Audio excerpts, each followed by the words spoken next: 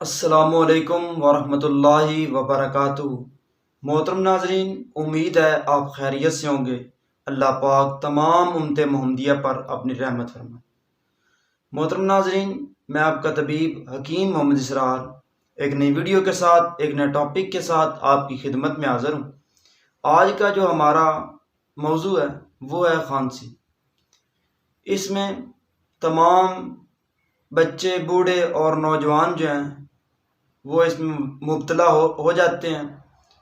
محترم ناظرین، پھیپھڑوں میں غیر ضروری مواد کے اخراج کے لیے جو حرکت جو ہوتی ہے اس کو کھانسی کہتے ہیں۔ بلغمی کھانسی میں خون میں جب بلغم کی مقدار بڑھ جاتی ہے اور جب یہ خون جو ہے پھیپھڑوں کے پاس جاتا ہے تو اس میں رطوبات کی زیادتی ہوتی ہے، جس کی وجہ سے پھیپھڑے جو ہیں ان کو خون نہیں ملتا اور ان کو اس میں سے غذا اپنی نہیں ملتی، اور دوسرا کام یہ ہو جاتا ہے کہ آکسیجن کا جو عمل جو ہے وہ بھی سست ہو جاتا ہے۔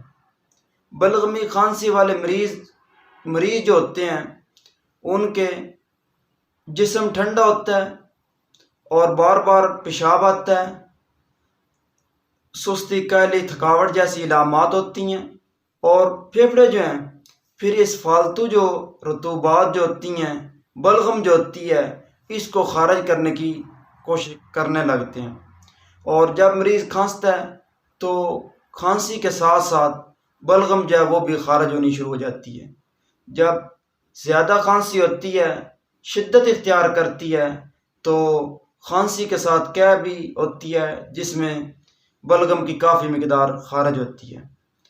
محترم ناظرین، دوسری جو خشک کھانسی جو ہے اس میں پھیپھڑوں کے جو مسکولر ٹیشو جو ہیں ان میں سکیڑ واقع ہو جاتا ہے، خشکی کا غلبہ ہوتا ہے، مریض جو ہے بہت زیادہ کھانستا رہتا ہے، اتنا کھانستا ہے کہ اس کا چہرہ جو ہے وہ سرخ ہو جاتا ہے، زبان بھی اس کی سرخ ہوتی ہے، چھوٹا پیشاب جو ہوتا ہے وہ بھی سرخ رنگ کا ہوتا ہے۔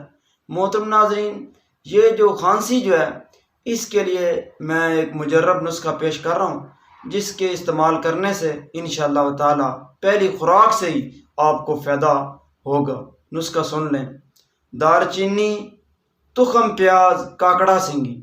دار چینی، تخم پیاز، کاکڑا سنگی ہم وزن لے لیں اور ان کو اچھی طرح باریک پیس کر سفوف تیار کر لیں۔ نصف یعنی آدھا چمچ چائے کا آدھا چمچ صبح، دوپہر، شام ہمراہ قہوہ، اجوین دیسی، ادرک اور پودینہ، دو ماشے لے کر 2 کپ پانی لے لیں اور اس میں ان کو ابالیں۔ جب 1 کپ رہ جائے تو شکر یا میٹھا ڈال کر اس کو میٹھا کر لیں، اور مریض کو ساتھ ساتھ یہ 3 دن میں 3 دفعہ صبح، دوپہر، شام اس نسخے کے ساتھ استعمال کروائیں۔